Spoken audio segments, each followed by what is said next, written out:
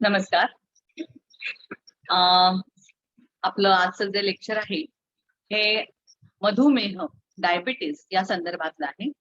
तर लेक्चर सुरू करण्यापूर्वी किंवा आपली ही जी चर्चा आहे पुढे नेण्यापूर्वी मी सगळ्यांना रिक्वेस्ट करते की ताठ बसा आणि नमस्कार मुद्रामध्ये स्थिर राहण्याचा प्रयत्न करा. लये संबोधये चित्तं विक्षिप्तं क्षमये पुनः सकषायं द्विजानीया समः प्राप्तं न चालये. ओम शांती शांती शांती. स्वस्त. आपली ही जी ह्युमन बॉडी आहे किंवा आपलं हे जे शरीर आहे त्या शरीराची एक अद्भुत अशी रचना आहे आणि या शरीरामध्ये अनेक सारी कार्य घडत असतात. नर्वस सिस्टीम आहे, रेस्पिरेशन आहे, कार्डिओवॅस्क्युलर सिस्टीम आहे, डायजेशन आहे, एक्सक्रीशन आहे, रिप्रोडक्टिव्ह ऑर्गन्स आहेत. म्हणजे हे प्रत्येक अवयव, हे प्रत्येक ऑर्गन्स आपापल्या परीने काम करत असतात आणि त्या सिस्टीम्स वेगवेगळ्या पद्धतीने कार्यरत असतात. एक छोटासा पिक्चर मी तुमच्या बरोबर शेअर करते. Just have a look.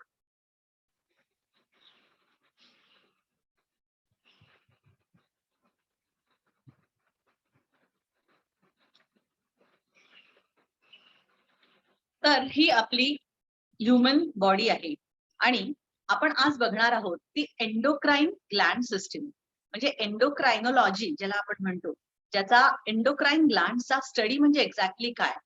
तर आपल्या शरीरामध्ये काही एन्झाईम्स आणि काही हॉर्मोन्स सिक्रेट होत असतात की जी या एंडोक्राइन सिस्टीम मधनं बाहेर पडतात, त्या ऑर्गन्स मधनं बाहेर पडतात आणि मग ही जी केमिकल सबस्टन्स आहेत, हे जे वेगवेगळ्या प्रकारचे द्रवरूप पदार्थ आहेत, ते आपल्या बॉडीला कंट्रोलही करतात आणि गाईडही करतात आणि बऱ्याच वेळेला आपला मेटाबॉलिक रेट किंवा मेटाबॉलिक ऍक्टिव्हिटीज ज्या आहेत शरीराच्या त्या कार्यरत करतात किंवा त्याच्यावर नियंत्रण ठेवतात.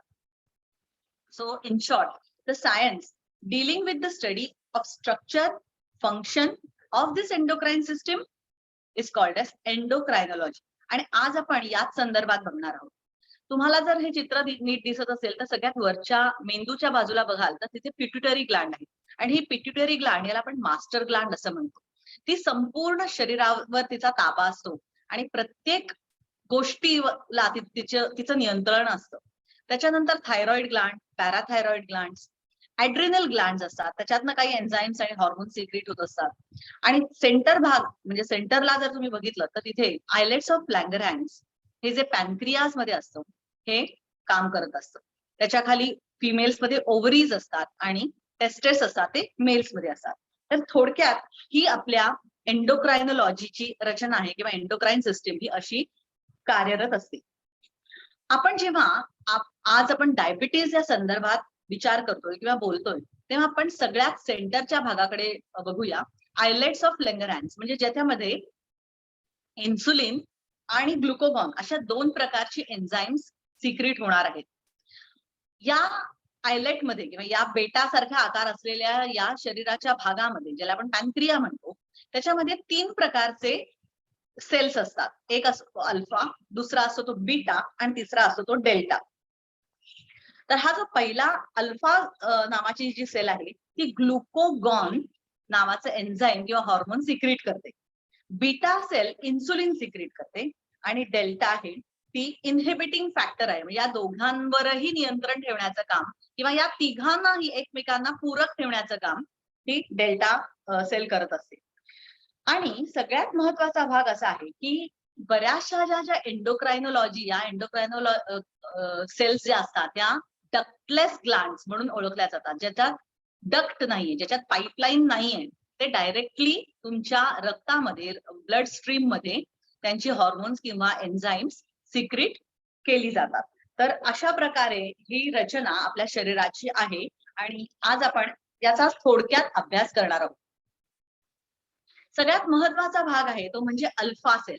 अल्फा सेल मधून ग्लुकोगॉन नावाचं एक द्रवरूप पदार्थ सिक्रेट होत असतो आणि याचं काम काय आहे तर increasing the blood sugar level. म्हणजे तुम्ही जे जेवण जेवता, वरण भात भाजी चपाती राईस, भात वगैरे जे काही तुम्ही खाता ते काही डायरेक्टली आत जात नाही किंवा त्याचं तसंच्या तसं त्याचं पचन होत नाही. त्याचं बारीक बारीक कणांमध्ये किंवा त्याला ब्रेकडाऊन फॉर्म मध्ये त्याचं रूपांतर होतं. आणि जेव्हा ह्याचं विघटन होतं किंवा ह्या प्रक्रिया ज्या सुरू होतात त्याच्यावर गॅस्ट्रिक ज्युसेस काम करतात आणि मग हळूहळू जे काही तुम्ही खाल्लेलं आहे कार्बोहायड्रेट्स, प्रोटीन्स, फॅट्स याचं विघटन होतं आणि त्याच्यामध्ये जी एनर्जी आहे, जी साखर आहे, त्याचं रूपांतर तुमच्या पूर्ण शरीराच्या कार्यासाठी त्याचा उपयोग केला जातो, ज्याला म्हणायचं एनर्जी सोर्सेस. तर हे अल्फा सेल्स काय करतात, स्टिम्युलेट करतात आणि आपल्या ग्लुकोगॉनला सिक्रीट करतात आणि रक्तातल्या साखरेचं प्रमाण वाढवतात. हा पहिला भाग. दुसरा भाग आहे तो म्हणजे इन्सुलिन सिक्रिशन आणि ते कोण करतं, तर ते बीटा सेल्स करत असतात. रक्तातली नुसती साखर वाढून चालणार नाही, तिला कंट्रोलमध्ये पण ठेवायला पाहिजे. त्यामुळे बीटा सेलचं काम काय आहे की रक्तातली साखर कंट्रोलमध्ये ठेवायचं. इन्सुलिन सिक्रीट झाल्यानंतर आपल्याला हव्या त्या ठिकाणी जिथे गरज आहे तिथे त्याचा सप्लाय करायचा आणि अशा प्रकारे अल्फा आणि बीटा या एकमेकांना पूरक असं काम करत असतात. एकाच जरी बिघाड झाला तरी पूर्ण स्ट्रक्चर कोलॅप्स होऊ शकतं. म्हणजे इधर तुम्हाला हायपरग्लायसेमिया होऊ शकतो, म्हणजे एकदम रक्तातली साखर कमी होते, किंवा तुम्हाला शुगर लेवल तुमच्या वाढायला लागतात, जे तुम्हाला डायबिटिक आहे असं तुम्हाला म्हणता येईल, त्यावेळेला असं म्हणता येईल. आता मगाशी मी म्हटलं की तुम्ही पोळी खाता, भात खाता, बाकीचे पदार्थ खात असता, तर एक्झॅक्टली आपल्याला बघायचंय की हा डायबिटीस म्हणजे एक्झॅक्टली काय आहे. तर diabetes is a metabolic disorder. It is a carbohydrate metabolic disorder. हा रोग नाहीये, तर ही शरीरात झालेली एक डिसऑर्डर आहे. ऑर्डर मध्ये चाललेली जी घटना होती त्याच्यामध्ये काहीतरी बिघाड झालाय आणि त्याची डिसऑर्डर तयार झाली. तो ज्या वेळेला एखाद्या व्यक्तीला आम्ही म्हणतो की तुम्ही डायबिटिक आहात, त्यावेळेला एकदा लक्षात घ्या की तुम्ही रोगी नाही आहात, तर ही डिसऑर्डर आहे आणि ती डिसऑर्डर तुम्ही कंट्रोल ठेवू शकता. पण once you are a diabetic, you are a diabetic forever and you have to take a very good care of yourself till the end. त्यामुळे डायबिटीस होण्याचं प्रमाण आधी टाळायचं आणि ते जर झालं तर तो डायबिटीस किंवा तो ते रक्तातलं साखरेचं प्रमाण कसं कंट्रोलमध्ये ठेवायचं याच्यासाठी आपण प्रयत्नशील राहायचं. आता आपण मगाशी म्हटलं तसं कार्ब्स, प्रोटीन्स, फॅट्स म्हणजे एक्झॅक्टली काय आहे. तर आपण जे पोळी किंवा नाचणी किंवा बाजरीची भाकरी किंवा भात, ब्रेड या फॉर्मॅटमध्ये जे पदार्थ आपल्या पोटामध्ये देतो किंवा इनटेक करतो, त्याचं तोंडापासूनच विघटन व्हायला सुरुवात होते. म्हणजे माउथ कॅव्हिटी, लाळ सलाइवा आपली सिक्रीट होते, ती सलाइवा त्या अन्नामध्ये मिसळली जाते, बोलस फॉर्मेशन होतो. थोड्याफार प्रमाणात कार्ब्स इथेच डायजेस्ट व्हायला सुरुवात होते आणि मग ते चावून चावून त्याचा बॉल सारखा एक फॉर्म्युला तयार होतो आणि मग तो आपण गिळतो आणि हळूहळू तो पोटात जातो. तो हे जे फॅट्स, हे जे कार्बोहायड्रेट्स आहेत, हे एकदा का आत गेले की त्याच्यावर अनेक गॅस्ट्रिक ज्युसेस काम करायला लागतात आणि त्याच्यातल्या साखरेचं प्रमाण वाढवलं जातं आणि ती एनर्जी असते तुमची. So that is your glucose. Okay, इथे ग्लुकोगॉन सिक्रेट झालेला आहे अल्फा सेल्स कडनं आणि ग्लुकोजची लेवल म्हणजे साखरेची लेवल रक्तातली वाढवलेली आहे. जी एक्सेस झाल्याची ती कशाला लागणार आहे तुम्हाला, तर ती तुम्हाला तुमच्या कार्यासाठी लागणार आहे. उठणं, बसणं, एक्सरसाइज करणं, चालणं, दिवसभराच्या ऍक्टिव्हिटीज करणं, याच्यासाठी तुम्हाला ती एनर्जी लागणार आहे. आणि जी एक्सेस साखर आहे, जो एक्सेस सोर्स आहे, तो तुमच्या स्केलेटल मसल्स मध्ये आणि लिव्हर मध्ये स्टोअर होतो.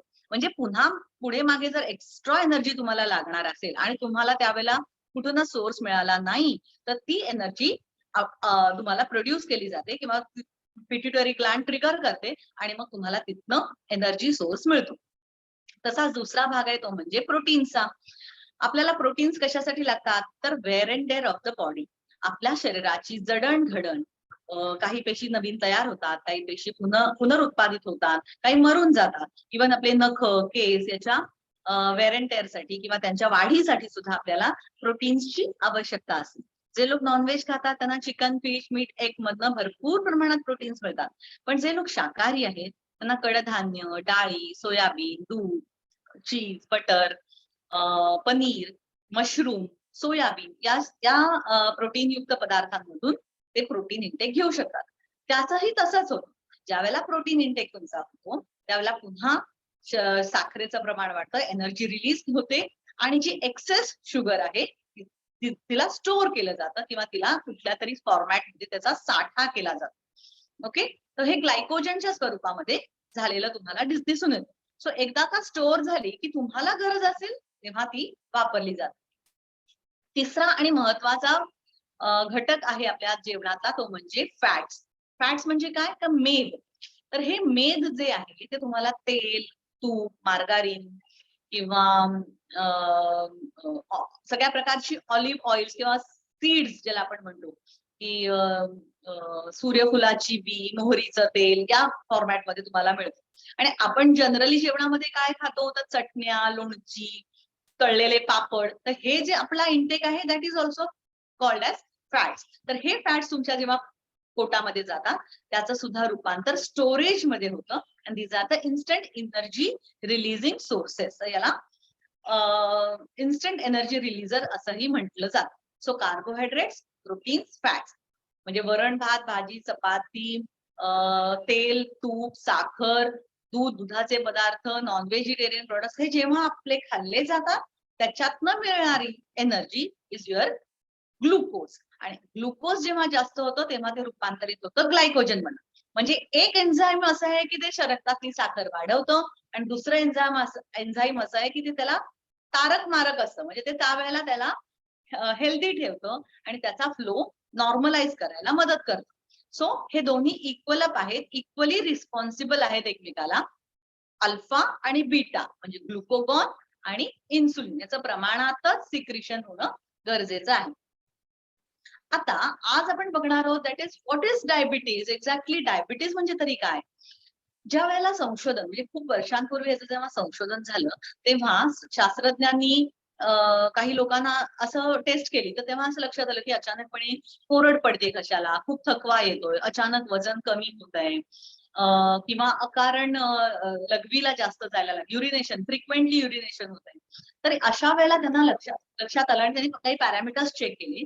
तर त्यांना सुरुवातीच्या काळात असं लक्षात आलं की युरिन मधनं साखरेचं प्रमाण वाढलेलं दिसतंय किंवा युरिन मध्ये साखर आलेली दिसते. तर याचाच अर्थ त्याला रक्तामध्ये साखरेचं प्रमाण जास्त होत आहे म्हणून त्यांनी त्याला स्वीट युरिन असं नाव दिलं. म्हणजे diabetes मिलिटस was earlier called as sweet urine. मग नंतर त्यांच्या पुन्हा R&D सुरू झाल्यानंतर असं लक्षात आलं की युरिन बरोबरीने रक्तामध्ये पण परिवर्तन होत आहे, रक्तातली पण साखर वाढते आणि त्यामुळे कासावीस होणं किंवा अचानक वजन कमी होणं, सारखी तहान लागणं, थकवा येणं, व्हॉमिटिंग होणं, ब्लर विजन हे बाकीच्या गोष्टी सुद्धा त्याच्या अनुषंगाने होत आहेत. तर या R&D नंतर या रिसर्च नंतर त्याच रोगाला आपण डायबिटीज किंवा मधुमेह असं म्हणू लागलो. आता ग्लुकोज हा जो पदार्थ म्हणजे मी मगाशी जसं म्हटलं की पूर्णपणे diabetes mellitus is dependent on glucose levels, right. जर शरीरामध्ये ग्लुकोजचं प्रमाण हे 50 ग्रॅम पेक्षा कमी झालं ना तर पेशी मरतात, त्याला हायपोग्लायसेमिया आम्ही म्हणतो. आणि जर त्याचं प्रमाण हे प्रमाणापेक्षा वाढलं, प्रमाण किती आहे 100 ते 130 या रेंज मध्ये असायला पाहिजे साखर, रक्तातली साखर mg. तर हे त्याच्यापेक्षा जर वाढलं तर पेशी श्रिंक होतात, पेशींचा आकार छोटा होतो बिकॉज ऑफ डिहायड्रेशन. त्यामुळे जर ग्लुकोज बॅलन्स मध्ये नाही आहे असं तुमच्या लक्षात आलं तर डायबिटीज मिलिटस हा तुम्ही जवळपास आहात, बॉर्डर लाईनवर आहात किंवा डायबिटिक आहात असं म्हणायला हरकत नाही.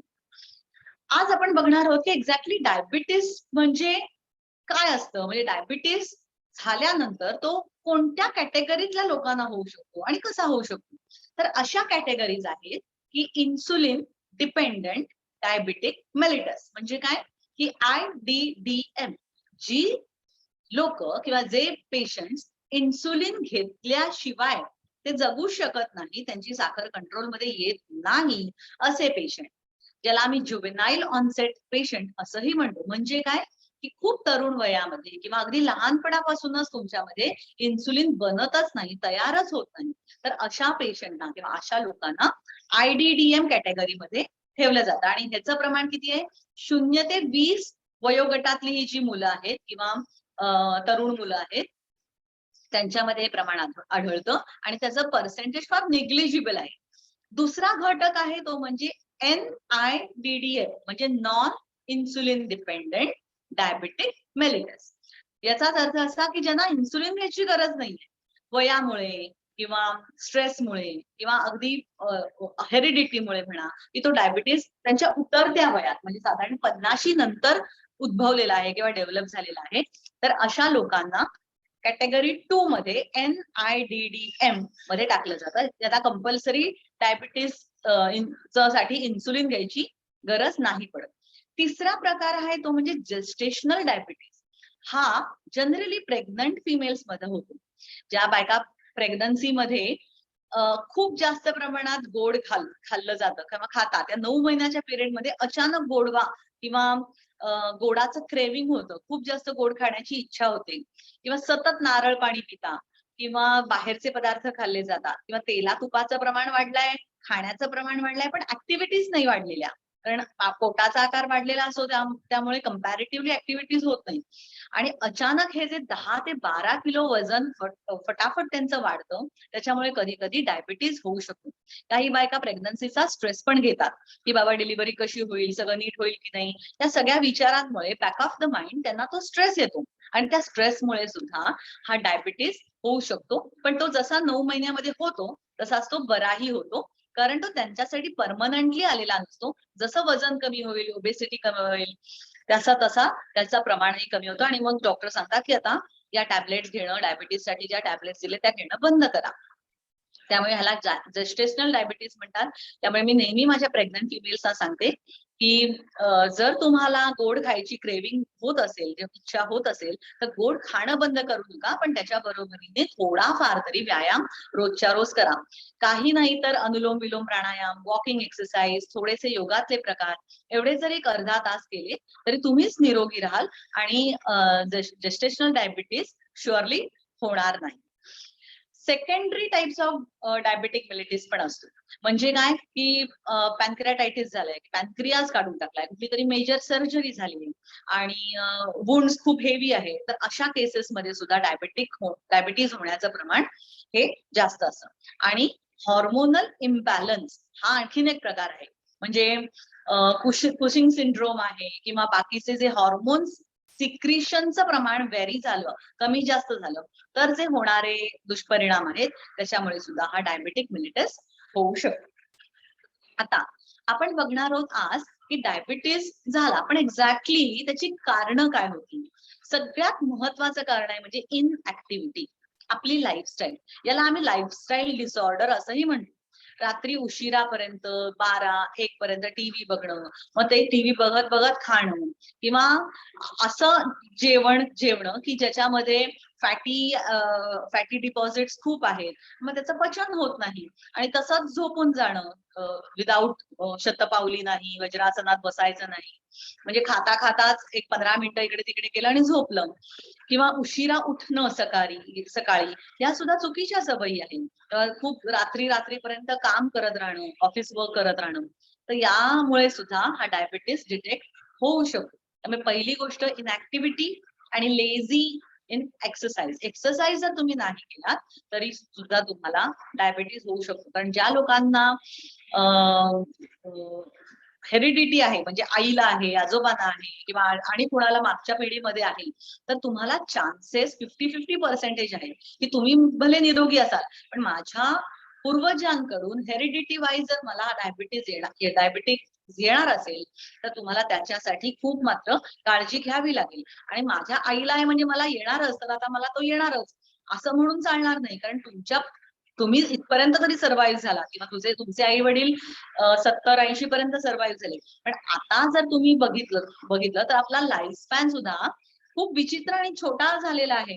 अनेक सारे रोग सध्या बाजारात आहेत. त्यामुळे जरा जरी तुम्ही डायबिटिक आहात असं कळलं की तुमची बॉडी आधीच वीक व्हायला लागते आणि वीकनेस आधी असेल तर इम्युन सिस्टीम डाऊन होते. इम्युन सिस्टीम डाऊन झाली तर आता जसा करोना आलाय, ज्यांना हायपरटेन्शन आहे, डायबिटीज आहे, अशा पेशंटना जास्त इफेक्ट झाला त्या करोना काळामध्ये. त्यामुळे तुम्ही जितकं निरोगी राहाल तितकं चांगलं. त्यामुळे एक्सरसाइज न करणं हे महत्वाचं कॉज आहे. लेट नाईट जागणं, उशिरा उठणं, व्यायाम हा खूप महत्वाचा आहे. तो तर केलाच केला पाहिजे. तिसरी गोष्ट म्हणजे तुमचं वय. वय हा एक फॅक्टर आहे. जसं मी सांगितलं 0 ते 20 वयाच्या मुलांना डायबिटीज होऊ शकतो, पण ते प्रमाण खूप निग्लिजिबल आहे. ते प्रमाण खूप कमी आहे आणि त्याच्यात आपला दोष नसतो. It is a born disorder. पण हा जो पुढच्या वयात आलेला डायबिटीज आहे, that is because of stress, that is because of wear and tear of the body, that is because of non secretion of insulin inside the pancreas. म्हणजे अशाही काही गोष्टी होऊ शकतात की हळूहळू त्याचं प्रमाणच कमी होतं, इन्सुलिन बनायचंच प्रमाण कमी होतं आणि मग साखरेची लेवल त्यावेळेला वाढू शकते. आणि महत्वाचा भाग आहे तो म्हणजे ऑटो इम्युनिटी. आता तुम्हाला ती सगळ्यात महत्वाची गोष्ट सांगायची म्हणजे इम्युनिटी म्हणजे काय. सगळ्यांना माहिती की शरीरामध्ये समजा डोळ्यावाटे, नाकावाटे, तोंडातनं, कानातनं एखादा इन्व्हेडर आत गेला, तापाचा व्हायरस गेला किंवा घसा खवखवतोय तुम्हाला, तर एखादा फॉरेन पार्टिकल आतमध्ये जातो. ज्या वेळेला फॉरेन पार्टिकल आतमध्ये जातो त्यावेळेला शरीरामध्ये एक आपली आर्मी असते. जशी आपल्या देशाच्या सुरक्षेसाठी आर्मी असते बाहेर डिपॉझिट केलेली, तशी शरीरामध्ये पण एक आर्मी असते आजूबाजूला.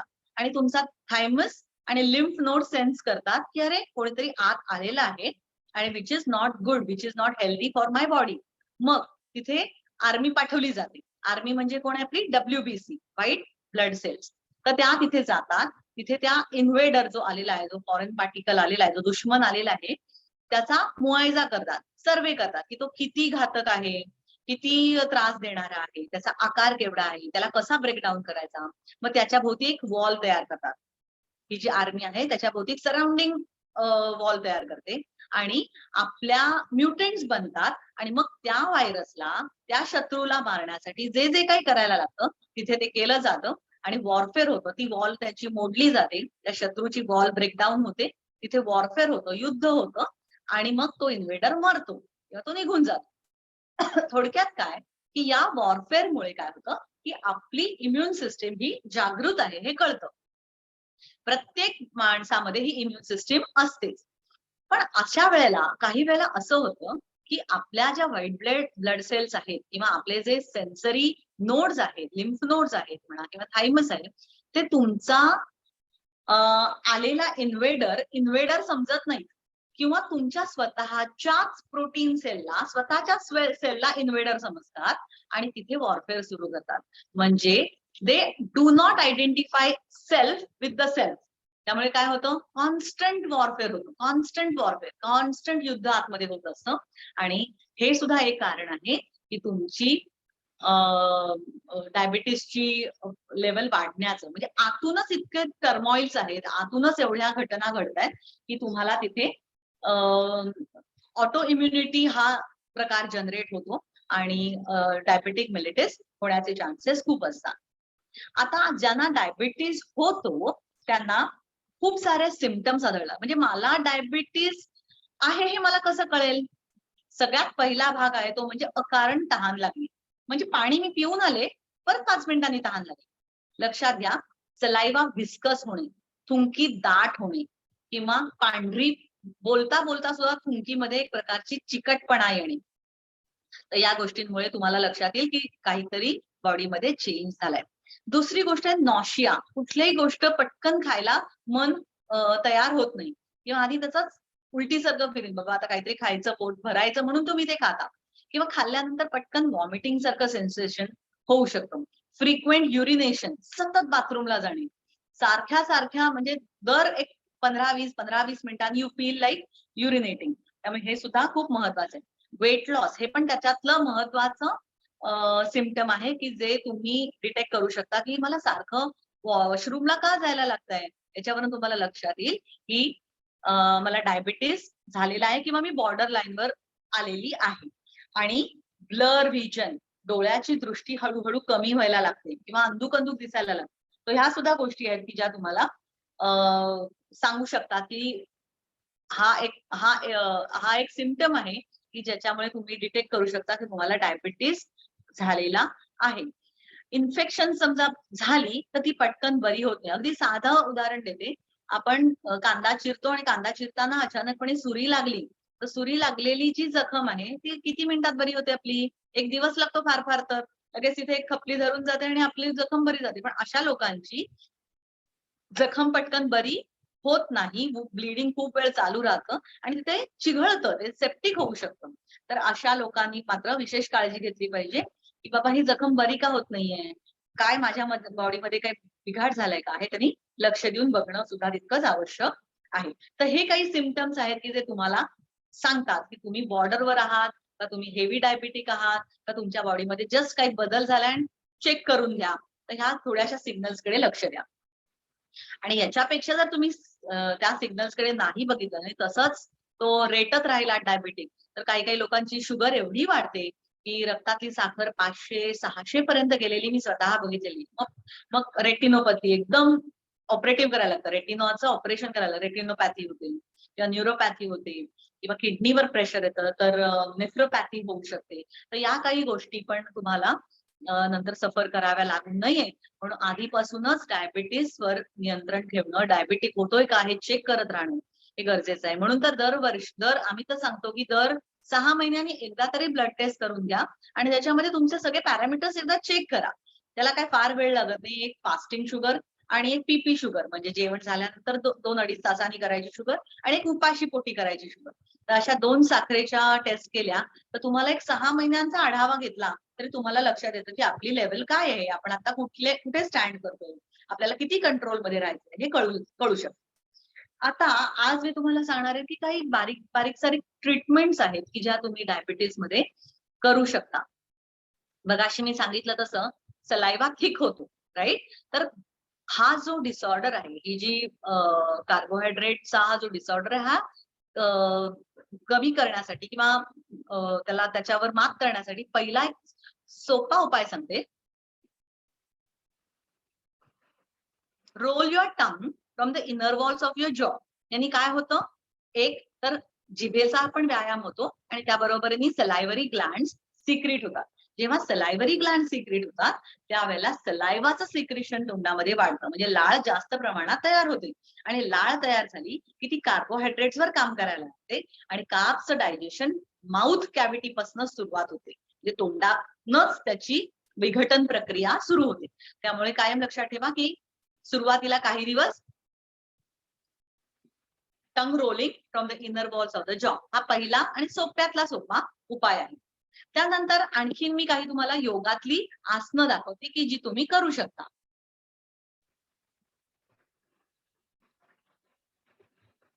सगळ्यात सोपं आसन आहे ते म्हणजे सिटिंग इन वज्रासन. माझ्या प्रेग्नंट फिमेल्स ना मी जनरली हे करून घेतेच, कारण बाकीच्या हालचाली त्यांच्या कमी झालेल्या असतात. त्यामुळे वज्रासनात बसणं, दोन्ही पाय फोल्ड करून हे तुम्ही करू शकता आणि हे एकमेव आसन असं आहे, की जे तुम्ही जेवण झाल्यावर करता येतं तुम्हाला. म्हणजे हे डायजेस्टिव्ह ऑर्गनवर काम करतं. त्याच्यानंतर पुढचं आसन आहे, त्याला म्हणायचं मंडूकासन. पोटाच्या खाली हात ठेवायचा आणि कपाळ जमिनीकडे घेऊन जायचा प्रयत्न करायचा. कोणतंही आसन करताना फोकस राहणं किंवा लॉंग लूप करणं गरजेचं आहे. म्हणजे तुम्ही कोणत्या अवयवावर फोकस आहात, कॉन्सन्ट्रेट करताय, हेही तितकंच महत्वाचं आहे. कारण पॅनक्रियाजवर नुसतं बेंडिंग करून काम होत नाही. त्यासाठी तुम्हाला त्या अवयवाला थोडंसं प्रेशर देणं पण गरजेचं आहे. आणि त्याच्या बरोबरीने श्वास घेणं आणि श्वास सोडणं. कारण हे हे आसन खूप वेळ करणं लोकांना जमत नाही. पण तरी सुद्धा प्रयत्न करायचा आणि हळू-हळू आपली कॅपॅसिटी वाढवायची. तर हेच आसन आपण खुर्चीत बसूनही करू शकतो. खुर्चीत खाली पाय मोकळे सोडायचे आणि ओटीपोटाखाली हात ठेवून कपाळ गुडघ्याच्या जवळ न्यायचं. जसं हे बसून केलंय, तसं तुम्ही खुर्चीत बसून सुद्धा करू शकता. याला म्हणायचं मंडूकासन. आणखीन एक प्रकार आहे, त्याला म्हणायचं वक्रासन. हे स्पेशली हे ट्विस्टेड पोज जी आहे, इट इज डिझाइन्ड फॉर पॅनक्रियास. एका साइडनी एकदा आणि मग 30 सेकंद, 1 मिनिट तुमच्या कॅपॅसिटी प्रमाणे झालं की ऑपोजिट साइडनी दुसऱ्या बाजूने तुम्ही टर्न व्हायचंय आणि हे वक्रासन पुन्हा एकदा करायचंय. ह्याच्यात सुद्धा फोकस किंवा कॉन्सन्ट्रेट करणं खूप महत्वाचं आहे, ज्याला लॉंग लूप असं म्हणतात, की एक्झॅक्टली कुठे ताण पडतोय हे आतमध्ये जाऊन लक्ष देणं हे खूप गरजेचं आहे. कोणतंही आसन हे स्थिरम सुखम आसनम, की तुम्ही त्या स्थितीमध्ये कुठे दाब देताय, कुठे दाब पडतोय, कुठे दाब पडायला पाहिजे, हे फोकस ठेवणं गरजेचं आहे. याला म्हणायचं वक्रासन. आणखीन एक प्रकार आहे, त्याला म्हणायचं पादहस्त आसना. पादहस्त आसना ह्याच्यात मध्ये बघितलं तर नाक गुडघ्याच्या अगदी जवळ गेलेलं आहे. पायाची स्थिती सरळ ताठ आहे आणि डोक्याच्या दिशेने रक्तप्रवाह म्हणजे ऑपोजिट डिरेक्शन मध्ये ब्लड सर्क्युलेशन चालू झालेलं आहे. त्यामुळे पुन्हा एकदा digestive organs, chest cavity, spinal cord, neck muscles आणि पायाची स्थिती जिथे आहात त्या स्थितीमध्ये स्थिर राहण्याचा प्रयत्न करायचा आणि पुन्हा पुन्हा कुठे ताण पडतोय, आपला फोकस एरिया काय आहे याच्याकडे लक्ष द्यायचं. So again here long loop is important. तर अशी काही सोपी सोपी आसनं आहेत. त्याचप्रमाणे चेअरचे सूर्यनमस्कार आहेत. जे लोक नॉर्मल सूर्यनमस्कार करू शकतात त्यांनी 12 काउंट्स वाले शशांकासन वाले पतंजली मुनीने सांगितलेले नॉर्मल सूर्यनमस्कार हेही करू शकता. यांनी सुद्धा बऱ्याच प्रमाणामध्ये मेटाबॉलिक रेट वाढतो आणि शरीरामध्ये एकदा चयापचय क्रिया वाढली की पचन संस्थेवर पण त्याचं काम सुरू होतं आणि डायबिटीस कंट्रोलमध्ये यायला मदत होते. तर हे काही प्रकार आहे. जसं एक्सरसाइज इम्पॉर्टंट आहे त्याच पद्धतीने आणखीन महत्वाचा भाग आहे तो म्हणजे स्ट्रेस फ्री राहणं. कारण आपल्या आजूबाजूला असलेल्या गोष्टींचा अकारण स्ट्रेस आपण घेत असतो. अगदी छोट्या गोष्टी, तर गृहिणी असेल तर घरचं बजेट सांभाळणं हा तिच्यासाठी एक स्ट्रेस असतो. किंवा मुलं शिकतायत का नाही, मुलं ऑनलाईन आता जे काही चालू आहेत परीक्षेत चांगले मार्क मिळतील की नाही हा स्ट्रेस असतो. ती अनेक प्रकारचे स्ट्रेस घेते आणि तिला डायबिटीस येतो. वास्तविक काही कारण नाही, इतरांच्या स्ट्रेसमुळे शी बिकम्स डायबेटिक पेशंट. किंवा जो घरात करता पुरुष आहे जो काम करतोय ऑफिसला, आता या करोना स्थितीमध्ये बऱ्याच जणांच्या नोकऱ्या गेल्या, दुकानं बंद झाली, बिझनेस ठप्प झाले, तर त्याचाही नकळत स्ट्रेस लोकांवर आला. आणि असा स्ट्रेस ज्या वेळेला आपण सतत सतत सतत आता 1 वर्ष, 1.5 वर्ष, 2 वर्ष तेच चालू आहे, तर त्याचा जर तुम्ही स्ट्रेस घेतलात तर नकळत तुम्हाला तुमच्या मनोमय कोशामध्ये टर्मॉइल्स तयार होतात, म्हणजे मनाला क्लेश होतात आणि हे क्लेश, हा त्रास ज्याला आपण आधीच म्हणतो आधीच्या व्याधी, तर ते व्याधीमध्ये रूपांतरित व्हायला वेळ लागत नाही. मग हायपरटेन्शन, डायबिटीस, एकदा का ज्याला अजीर्णत्वम, कुजीर्णत्वम, अतिजीर्णत्वम असं म्हणू शकता, की या मनाच्या विकारामुळे किंवा मनाला झालेल्या त्रासामुळे शरीरामध्ये तुम्ही जे काही अन्न घेता किंवा जे काही तुम्ही खाता त्याचं इनडायजेशन होतं आणि indigestion is the main cause of any disease or disorder. त्यामुळे अजीर्णत्वम, कुजीर्णत्वम आणि अतिजीर्णत्वम हे तिन्ही गोष्टी तयार होतात आणि मग निरनिराळे प्रकारचे डिसीज किंवा डिसऑर्डर्स ऍग्रिवेट होऊ शकतात. त्यामुळे स्ट्रेस हा खूप महत्वाचा आहे, तो मॅनेज करता आला पाहिजे. मी नेहमी सांगते स्ट्रेस नाही यायला पाहिजे असं नाही, स्ट्रेस हा आलाच पाहिजे, कारण तुम्ही तो स्ट्रेस आहे म्हणून जागृत आहात, म्हणून तुम्ही काम करताय. सगळंच ऑल गुडी गुडी असतं तर तुम्हाला काही काम करायचीच गरज लागली नसते आणि तुम्ही म्हणाला अरे वा काही गरजच नाहीये, सगळंच छान चाललंय.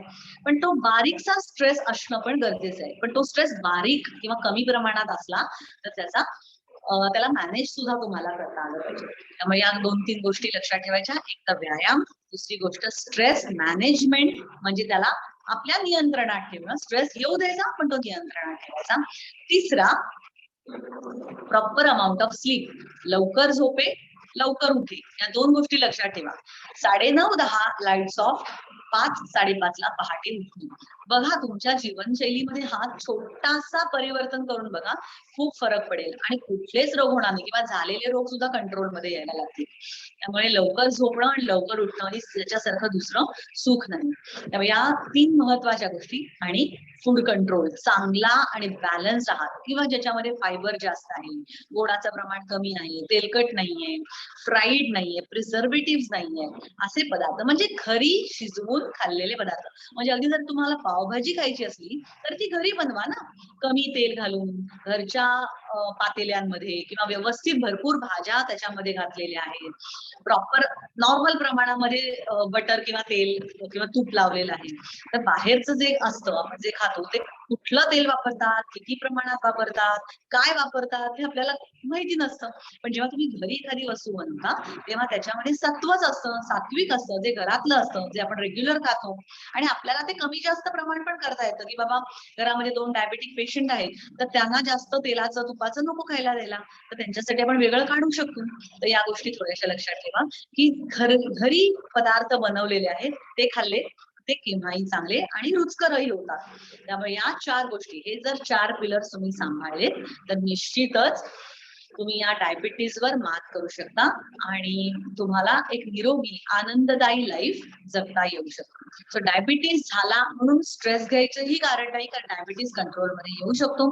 आधी तो होऊ नये म्हणून खूप सारे प्रयत्न आपण करणारच आहोत आणि बाय चान्स आणि झाला तर त्या स्ट्रेसफुल होऊन आणखीन डायबिटिक वाढवून घेऊ नका, कारण खूप लोकांना डायबिटीज आहे आणि तो कंट्रोलमध्ये आहे. त्यामुळे बी हॅपी, बी चेअरफुल आणि be brave, fight back the situation.